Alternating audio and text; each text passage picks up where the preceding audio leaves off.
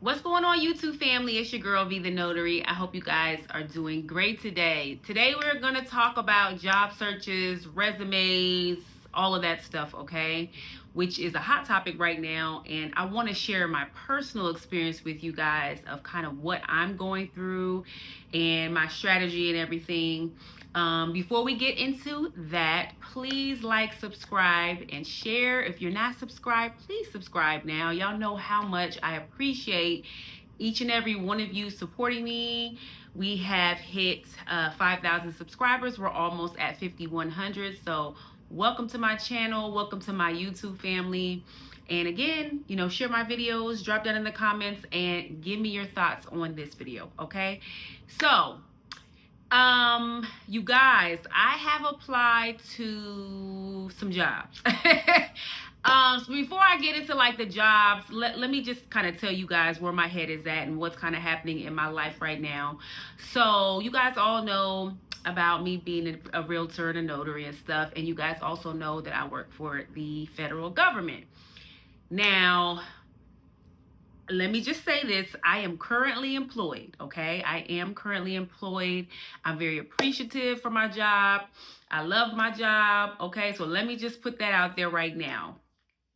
However, there is so much going on with federal employees, with rifts and firings and things like that. And I'm the type of person that, you guys, I like to be really proactive, to make sure that I am crossing all my T's, dotting all my I's, and making sure that regardless of what happens, I'm going to be okay. I'm going to be able to continue to function and live and take care of my kid and pay my bills, right? So, like I said, I'm currently employed. I have not been riffed or laid off or anything like that. But there's just a lot of certainty with federal employees right now. And, I think, we're nearing the end of April. There are a lot of things happening. A lot of RIF plans have been turned in, depending on your agency. So a lot of us are kind of in limbo. We don't know what's going to happen. Obviously, we're hoping that we don't get RIFed. But I personally know at least 8 people that have been riffed at different agencies, and some of them, one of them have been forced to retire early. Some of them have a lot of tenure in the government, some not so much. Everybody's individual situation is different, but we just don't know. And so again, I want to be proactive, and so I have started searching for jobs that, just in case, again, had this, let me put this disclaimer out there. Had none of this happened, I wouldn't be looking for a job. But because, I don't want to be, God forbid, laid off and then I have to scramble and figure things out. I would rather have things lined up just in case, okay? So as of, I would say, I think April 10th, okay? I have seriously started looking for my job search, just in case, right? And so I have applied to, it has been almost 2 weeks. And within this time frame, I have applied to 52 jobs. 52 jobs, okay? Now, I want to share with you guys what to expect. Like if you're on a massive job hunt, some of you might have already been laid off. Some of you just maybe want to do a career change. I just kind of want to let you know what you can expect. And granted, we're all going to be in a different, career path or whatever. My career field my background is in procurement, small business development, things like that. Some of you might be in IT. Some of you could be accountants or whatever, so depending on the field you're in, things may vary, but I just want to give you my experience as what has happened in these almost 2 weeks that I have applied for these 52 jobs. Okay. So, I have a couple of really good friends in HR, and one of them told me when she said this, I was like, I don't even know if this is realistic, but one of them did tell me, girl, number one, you need to completely revamp your resume. Federal resumes are much different than the private sector, so you need to completely change it. She was like, your resume is trash. And I was like, girl, my resume look good. And she was like, no, it does not. So, And she was right, and for several reasons. One is because federal employees, our resumes are not even tend to be, they are much longer because of the nature of when you're applying for federal jobs, KSAs, are what they are called when you have to respond or you have to put very detailed information on your resume as to your job function and how you would, fulfill the job requirements. The government asks for long paragraphs, right? So our resumes tend to be much longer because if you're applying for a federal job, that is the difference, right? But when you're in the private sector, I mean, it took me like 2-3 days to really completely revamp my resume and make it look really, really sharp. And I had to cut my resume down to one page, which it was tough, y'all. I'm like, dang, because I have, 20 years of experience. I'm like, how am I going to cut my resume down to just one page? I did it, though. It was tough, but when you're applying for jobs in the private sector, these recruiters, first of all, most companies have recruiters. It's not usually their in-house HR people. So these recruiters are looking for specific keywords. They want, bullet points down, to the T of they want you to give an actualization of like how you benefited the company in the bullet points. They want you to give numbers, how you improve that, the job you're in by the percentage, and you gave this much cost savings. They want to see stuff like that, and they're looking for specific keywords, right? And then like I had to get rid of that huge long summarization of who I am as an employee. Like I had to really change my resume. And then also she was like, if you don't need to really put more than 10 years of experience in if the job is not asking for it, right? So it's just I had to make a lot of changes to my resume. My resume looks really, really good. And so I'm really happy about that. And also I have each job that I'm applying to, unless it's almost identical, if I apply for another job, unless it's identical, I've been switching up my resume literally for every job, right? And it probably sounds very tedious. It's not that bad though. I'm just kind of, making adjustments here and there because, it's not like I am trying to go from procurement to being a dentist. You know what I'm saying? Like the jobs that I'm applying to are in the field of procurement in some way, whether it's category management, strategic sourcing, procurement analyst, whatever, right? So it's all in the same realm. So I'm just making adjustments to my resume and things like that, depending on what the job is asking for, and the job responsibility. So I had to do that. And so again, all right, so back to the job search. So I applied for 52 jobs. Out of the 52, and granted, I just started applying. I mean, I'm only 2 weeks in. Some people have been looking for months. Some people have been looking for 12 weeks. I have not. So out of the 52 jobs, let me just tell you what happened. I have one interview that I got called for last week, which is with Amazon. And I have that interview today. So I'm excited about that. And out of the other 52 applications, only 7 of the jobs, no, 6. There were 6 that actually responded back to me and said, you didn't get the job or you're no longer being considered. I did get one email from United Healthcare asking me to self-identify, which I already did that. But, I did a little search and that's a good sign. Usually when they're asking you to self-identify after you've already filled out the application, according to the Reddit streets, it's saying that, they're probably going to call you for an interview. But yeah, out of all of those applications, 6 of them responded and said, hey, you're not being considered for this position. I got called for one interview with Amazon, and then United Healthcare did email me and ask me to self-identify. I don't know what's going to come of that, so I can keep you guys posted.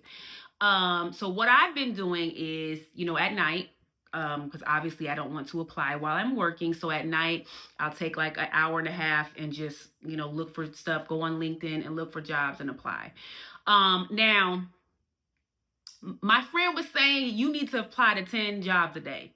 Now, I was like, girl, what? I'm like, how is that going to be possible? How am I going to apply to 10 jobs a day? And I'm really good at researching and really good, there are specific companies that I am targeting. I'm actually going to do another video on that. But because of some of my requirements, it's almost impossible to just apply to 10 jobs a day that are going to meet my needs. One of my requirements is that it needs to be fully remote. I mean, or at least hybrid, where I'm not going in the office more than 2 days a week.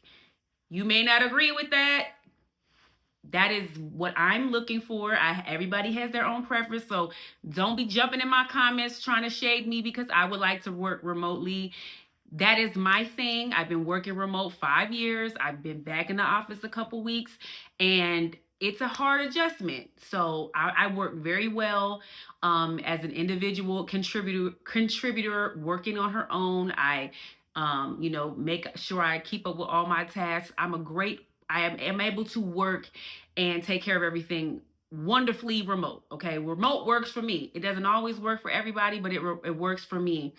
Honestly, the crazy part is being back in the office. I've been getting interrupted and bothered way more. Like, way more people coming in, sitting at my desk, want to talk, want to do this. Let's go get coffee. Let's go do this.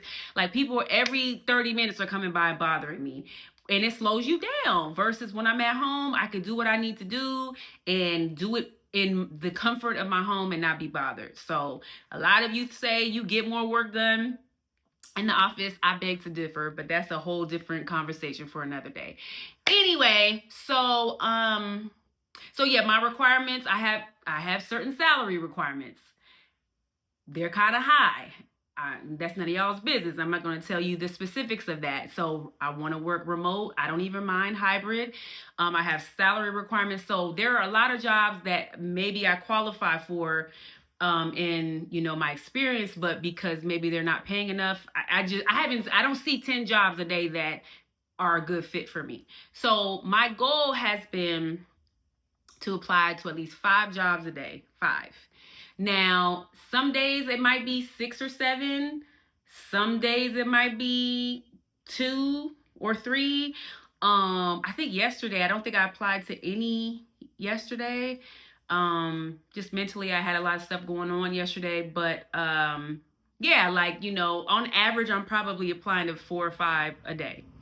So, but I do think that you need to be looking every day, and you need to be actively at least a couple a day, right? So, yeah, I mean, I think that you should expect to have to, unless you're lucky, and I think a lot of this is timing too, because I'll go like on LinkedIn, because I feel like everybody's looking right now, which makes this so tough. But I'll go on LinkedIn, you guys, and I'll click on a job that was posted 3 or 4 days ago, and it already has 100 applicants on it. You know what I'm saying? So it's like, dang, it's almost like you have to, as soon as that job is posted, within an hour or two, you have to apply. And it's like, that's not realistic for someone who's at work. I'm actually trying to work while I'm at work. So it's like, I can't just apply to a job at the drop of a hat. So a lot of it is timing. And I do also recognize that a lot of people that are applying are not working right now. I am fortunate and I'm grateful that I'm able to work, and then I can actively look while I'm working. But a lot of people are not working right now. So you should expect to, number one, be having to apply to a lot of jobs before you get a call, which I already knew. People were warning me, hey, you might be looking for months before you even get a call. So the fact that I got a call actually within a week of looking is actually pretty good. Dang, I lost my train of thought. What was I gonna say? Yeah, so you have to expect to be looking every day, filling out a lot of applications. Also, there are going to be a lot of applicants, especially for those of you who are like doing software engineering, data analysts, and things like that. And that's not my field, which I wish it was, because there's so many jobs in that area. But I'll look at some of those jobs just to be nosy and see what the pay is. And I'm like, dang, there are a lot of jobs where a lot of people are applying to these. So, if you're in a popular field like that, any AI type of, jobs, there are gonna be a lot of applicants, so you definitely should expect that. And like I was saying, there are a lot of really good resume builders, so I suggest you guys use one of those. I like Beam Jobs. It's helped me to really craft my resumes and be succinct in what I'm trying to say. Sometimes I can get wordy with stuff, and so it's really teaching me to, hey, just stick to the point, be very succinct, be very direct, and keep out all the, the fluff. Don't leave any fluff in any of your bullet points. So that's helped. So yeah, 52 jobs in about 13 days, one call for an interview with Amazon. And so I am a little worried though with Amazon, because I do see that they lay people off quite often, and I don't want to go from a federal job, let's say God forbid I'm riffed, and I don't want to go somewhere else and get riffed or get laid off. They don't call it riff in the private sector, Amazon has great careers, they pay well, but I do see that they lay people off. So I am worried about that, but I guess that's just, if I'm going to go into the private sector, potentially, I guess that's what I'll have to deal with, because those of you in the private industry have been dealing with this for years. So I guess, the cushy comforts of the government, I guess are kind of over, and that's been hard for me to accept, but I am coming to terms with it. I'm not mad, I'm just trying to pivot and make it work however I need to make it work. So, but I just wanted to share this experience with you guys, let you guys know, like, if you're going to start looking actively, what you should expect. Again, I have filled out 50. There might be some of you that have done hundreds.